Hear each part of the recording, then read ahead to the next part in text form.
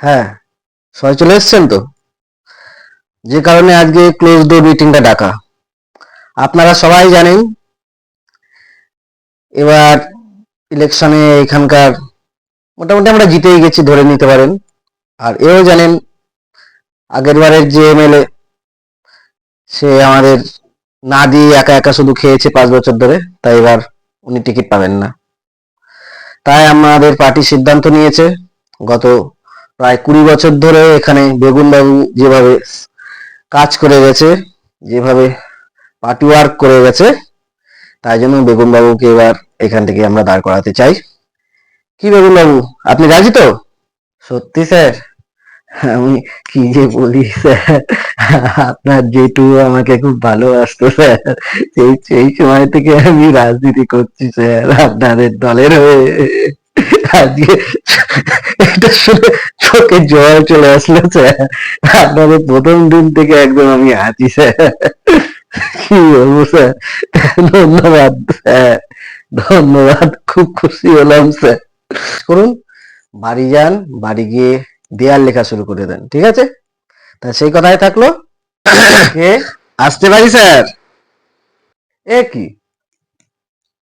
কাকে দেখছি এ? আপনি আমাদের অফিসে? আগে হ্যাঁ স্যার, শুনলাম আপনি নাকি এবার বেগুন বিশ্বাসকে এখান থেকে প্রার্থী করছেন। হ্যাঁ, ঠিকই শুনেছেন।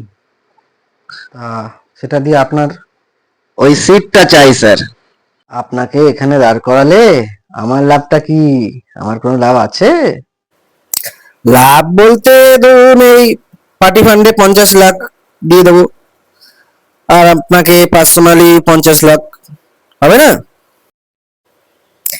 এছাড়া ধরুন মনীষা ম্যাডামকে নিয়ে আপনাকে মরিশাসে একটা ভোটের পরে রিফ্রেশমেন্ট ট্রিপ, কি টিকিটটা কাটবো?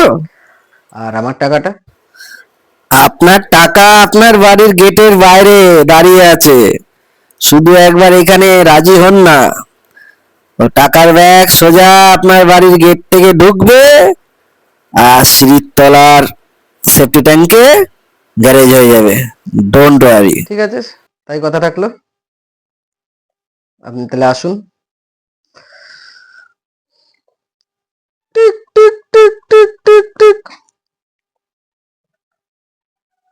হ্যালো স্যার, স্যার বলুন স্যার, কি বলছেন?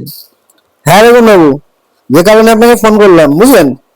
হ্যাঁ, আসলে এক ব্যাপার হচ্ছে কি, আমাদের পার্টি হাইকমান্ড আপনাকে প্রার্থী হিসেবে চাইছে না, তাই আপনাকে দাঁড় করানো হচ্ছে না। হ্যাঁ,